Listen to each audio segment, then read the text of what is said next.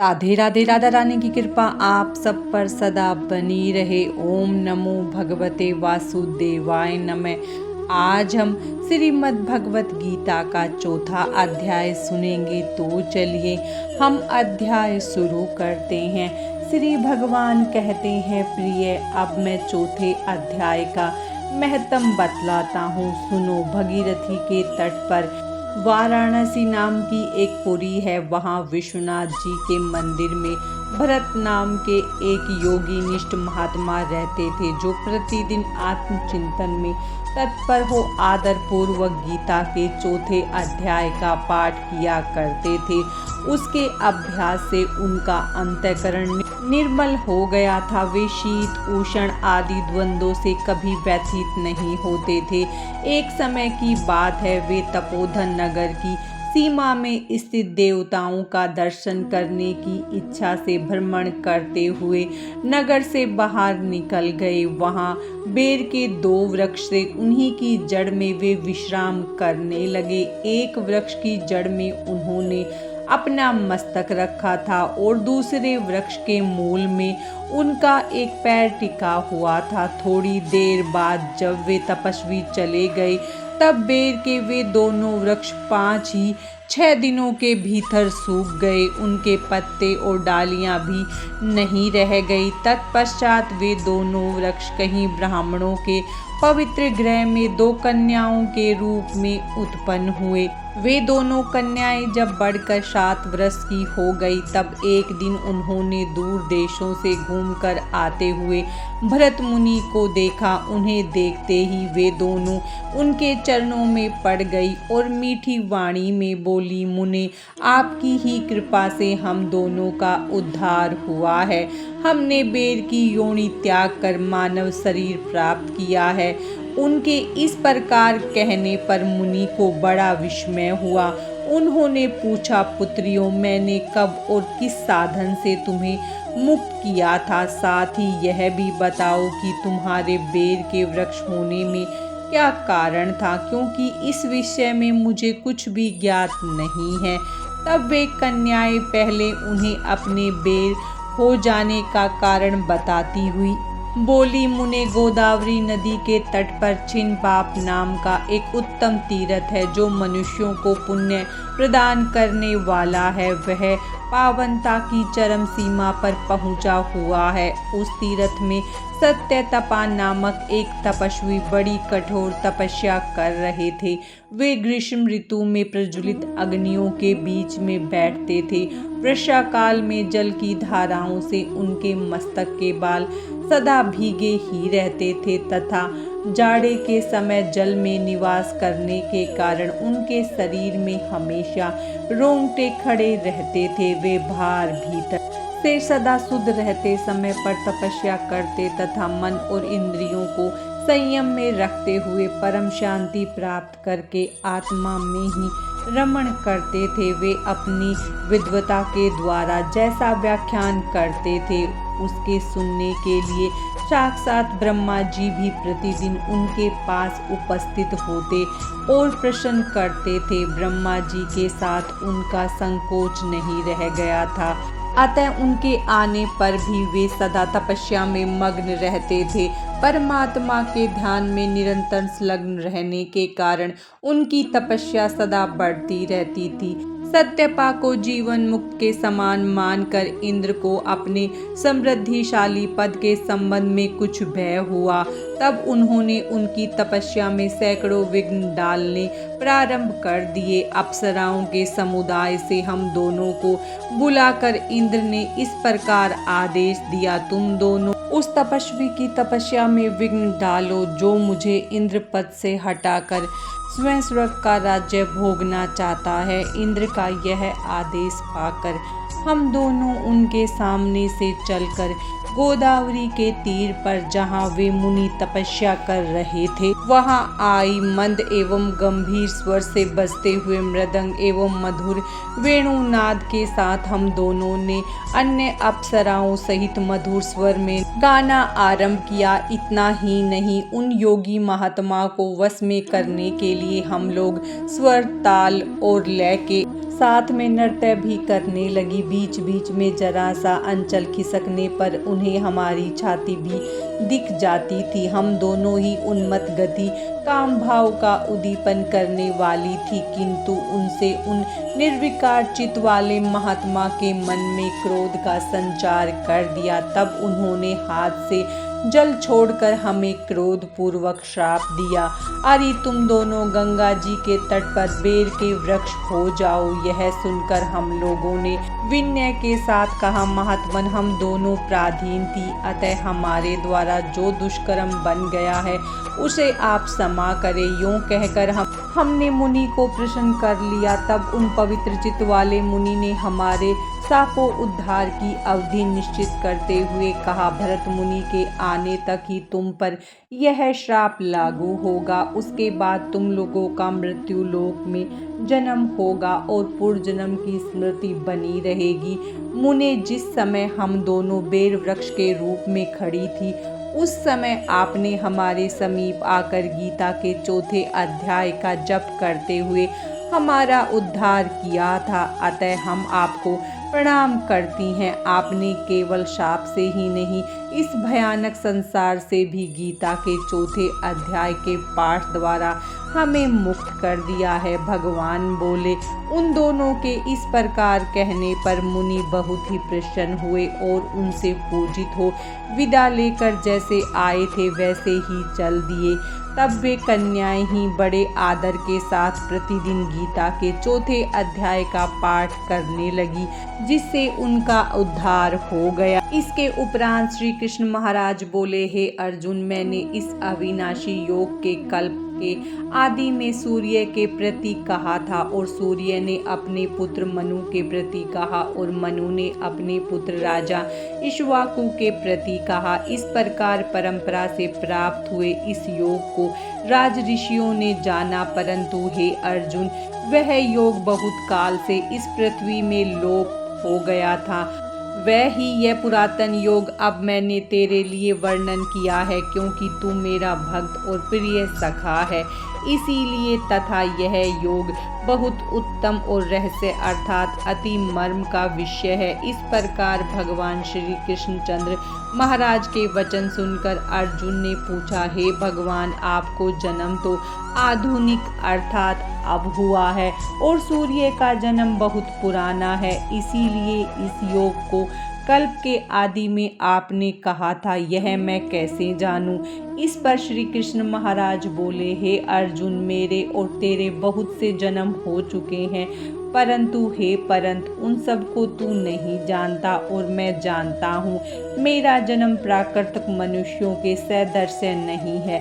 मैं अविनाशी स्वरूप अजन्मा होने पर भी तथा सब भूत प्राणियों का ईश्वर होने पर भी अपनी प्रकृति को अधीन करके योग माया से प्रकट होता हूँ। हे भारत, जब जब धर्म की हानि और अधर्म की वृद्धि होती है, तब तभी मैं अपने रूप को रचता हूँ अर्थात प्रकट करता हूँ, क्योंकि साधु पुरुषों का उद्धार करने के लिए और दूषित कर्म करने वालों का नाश करने के लिए तथा धर्म स्थापन करने के लिए युग युग में प्रकट होता हूँ। इसीलिए हे अर्जुन, मेरा यह जन्म और कर्म दिव्य अर्थात अलौकिक है। इस प्रकार जो पुरुष तत्व से जानता है वह शरीर को त्याग कर फिर जन्म को नहीं प्राप्त होता है, किंतु मुझे ही प्राप्त होता है। हे अर्जुन, पहले भी राग, भय और क्रोध से रहित अनन्य भाव से मेरे स्थिति वाले मेरे शरण हुए बहुत से पुरुष ज्ञान रूप तप से पवित्र हुए मेरे स्वर को प्राप्त हो चुके हैं, क्योंकि हे अर्जुन, जो मेरे को जैसे भजते हैं मैं भी उनको वैसे ही भजता हूँ। इस रहस्य को जानकर ही बुद्धिमान मनुष्यगण सब प्रकार से मेरे मार्ग के अनुसरण बरतते हैं। जो मेरे को तत्व से नहीं जानते वे पुरुष इस मनुष्य लोक में कर्मों के फल को चाहते हुए देवताओं को पूजते हैं और उनके कर्मों से उत्पन्न हुई सिद्धि भी शीघ्र ही होती है, परंतु उनको मेरी प्राप्ति नहीं होती। इसीलिए तू मेरे को ही सब प्रकार से भज। हे अर्जुन, गुण और कर्मों के विभाग से ब्राह्मण, क्षत्रिय, वैश्य और शूद्र मेरे द्वारा रचे गए हैं उनके कर्ता को भी मुझ अविनाशी परमेश्वर को तू अकर्ता ही जान, क्योंकि कर्मों के फल से मेरी स्पृहा नहीं है, इसीलिए मेरे को कर्म लिपायमान नहीं करते। इस प्रकार जो मेरे को तत्व से जानता है वह भी कर्मों से नहीं बनता है तथा पहले होने वाले और अकर्म क्या है, ऐसे इस विषय में बुद्धिमान पुरुष भी मोहित हैं। इसीलिए मैं वह कर्म अर्थात कर्मों का तत्व मेरे लिए अच्छी प्रकार कहूँगा कि जिसको जानकर तू अशुभ अर्थात संसार बंधन से छूट जाएगा। कर्म का स्वरूप भी जानना चाहिए और अकर्म का स्वरूप भी जानना चाहिए तथा निषिद्ध कर्म का स्वरूप भी जानना चाहिए, क्योंकि कर्म की गति गहन है। जो पुरुष कर्म में अर्थात अहंकार रहित की हुई संपूर्ण चेष्टाओं में अकर्म अर्थात वास्तव में उनका न हो पाना देखे, और जो पुरुष अकर्म में अर्थात अज्ञानी पुरुष द्वारा किए हुए संपूर्ण क्रियाओं के त्याग में ही कर्म को अर्थात त्याग रूप क्रिया को देखे, वह पुरुष मनुष्य में बुद्धिमान है और वह योगी संपूर्ण कर्मों का करने वाला है। हे अर्जुन, जिसके संपूर्ण कार्य कामना और संकल्प से रहित है, ऐसे उस ज्ञान रूप अग्नि द्वारा भस्म हुए कर्म वाले पुरुष को ज्ञानी जन भी पंडित कहते हैं। जो पुरुष सांसारिक आश्रय से रहित सदा परमानंद परमात्मा में तृप्त हैं, वह कर्मों के फल और संग अर्थात कर्तव्य अभिमान को त्याग कर कर्म में ही अच्छी प्रकार व्रता हुआ भी कुछ भी नहीं करता है, जीत लिया है। अंतःकरण और शरीर जिसने त्याग दी है, संपूर्ण भोगों की सामग्री जिसने, ऐसा आशा रहित पुरुष केवल शरीर संबंधी कर्मों को करता हुआ भी पाप को नहीं प्राप्त होता। अपने आप जो कुछ प्राप्त हो उसमें ही संतुष्ट रहने वाला और हर्ष शोक आदि द्वंद्वों से अतीत हुआ तथा मत्सरता अर्थात ईर्ष्या से रही सिद्धि और असिद्धि में समत्व भाव वाला पुरुष कर्मों को करके भी नहीं बनता है, क्योंकि आसक्ति से रहित ज्ञान में स्थित हुए चित्त वाले यज्ञ के लिए आचरण करते हुए मुक्त पुरुष के संपूर्ण कर्म नष्ट हो जाते हैं। उन यज्ञ के लिए आचरण करने वाले पुरुषों में से कोई तो इस भाव से यज्ञ करते हैं कि अर्पण अर्थात सुवादिक भी ब्रह्मा है और हवि अर्थात हवन करने योग्य द्रव्य भी ब्रह्मा है, और ब्रह्म रूप अग्नि में ब्रह्म रूप कर्ता के द्वारा जो हवन किया गया है वह भी ब्रह्म ही है। इसीलिए ब्रह्म रूप कर्म में सामधिस्थ हुए उस पुरुष द्वारा जो प्राप्त होने योग्य है वह भी ब्रह्म ही है, और दूसरे योगी जन देवताओं के पूजन रूप यज्ञ को ही अच्छी प्रकार उपासते हैं अर्थात करते हैं, और दूसरे ज्ञानी जन ब्रह्म परमात्मा रूप अग्नि में यज्ञ के द्वारा ही यज्ञ को हवन करते हैं। अन्य योगी जन श्रोत्रादिक सब इंद्रियों को संयम अर्थात स्वाधीनता रूप अग्नि में हवन करते हैं, अर्थात इंद्रियों को विषयों से रोककर अपने वश में कर लेते हैं, और दूसरे योगी लोग शब्दादिक विषयों को इंद्रिय रूप अग्नि में हवन करते हैं, अर्थात राग द्वेष रहित इंद्रियों द्वारा विषयों को ग्रहण करते हुए भी भस्म रूप करते हैं। दूसरे योगी जन संपूर्ण इंद्रियों की चेष्टाओं को तथा प्राणों के व्यापार को ज्ञान से प्रकाशित हुई परमात्मा में स्थित रूप योगा अग्नि में हवन करते हैं। दूसरे कई पुरुष ईश्वर अर्पण बुद्धि से लोक सेवा में द्रव्य लगाने वाले हैं, वैसे ही कई पुरुष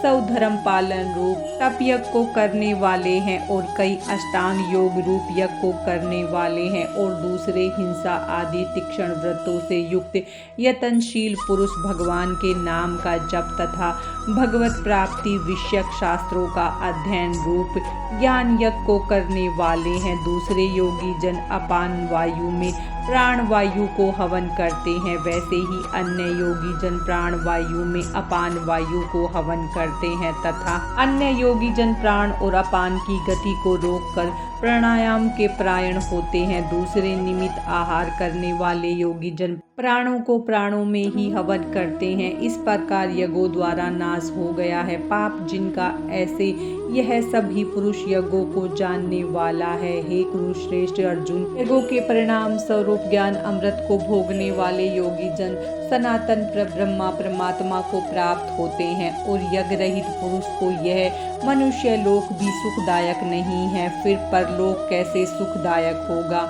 ऐसे बहुत प्रकार के यज्ञ वेद की वाणी में विस्तार किए गए हैं। उन सब को शरीर मन और इंद्रियों की क्रिया द्वारा ही उत्पन्न होने वाले जान इस प्रकार तत्व से जानकर निष्काम योग द्वारा संसार बंधन से मुक्त हो जाएगा। हे अर्जुन, सांसारिक वस्तुओं से सिद्ध होने वाले यज्ञ से ज्ञान रूप यज्ञ सब प्रकार श्रेष्ठ है, क्योंकि हे पार्थ संपूर्ण यमन मात्र कर्म ज्ञान से शेष होते हैं, अर्थात ज्ञान उनकी प्रकाष्ठा है। इसीलिए तत्व को जानने वाले ज्ञानी पुरुषों ने भली प्रकार दंडवत प्रणाम तथा सेवा और निष्कपट भाव से किए हुए प्रश्न द्वारा उस ज्ञान को जान। वे मर्म को जानने वाले ज्ञानी जन तुझे इस ज्ञान का उपदेश करेंगे कि जिसको जानकर तू फिर इस प्रकार मोह को प्राप्त नहीं होगा। और हे अर्जुन, जिस ज्ञान के द्वारा सर्वव्यापी अनंत चैतन्य रूप हुआ है, अपने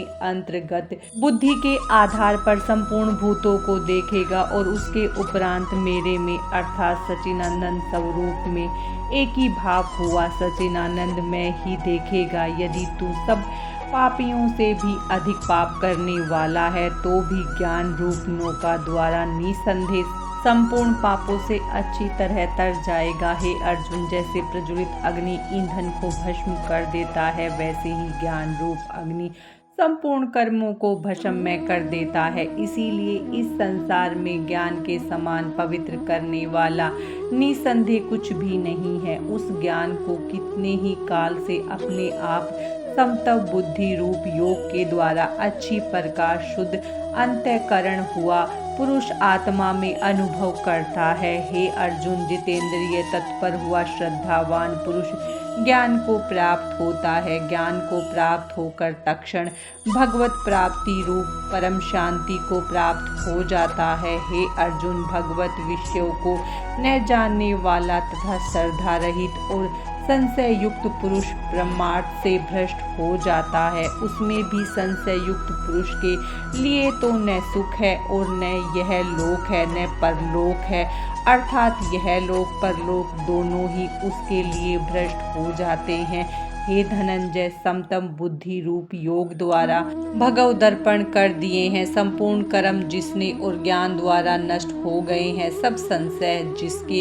ऐसे परमात्मा परायण पुरुष को कर्म नहीं बांधते हैं। इससे हे भरतवंशी अर्जुन, तू समतम बुद्धि रूप योग में स्थित हो और अज्ञान से उत्पन्न हुए हृदय में स्थित इस अपने संशय को ज्ञान रूप तलवार द्वारा छेदन करके युद्ध के लिए खड़ा हो जा। भगवत गीता का 4वां अध्याय समाप्त। ओम नमो भगवते वासुदेवाय नमः। राधे राधे।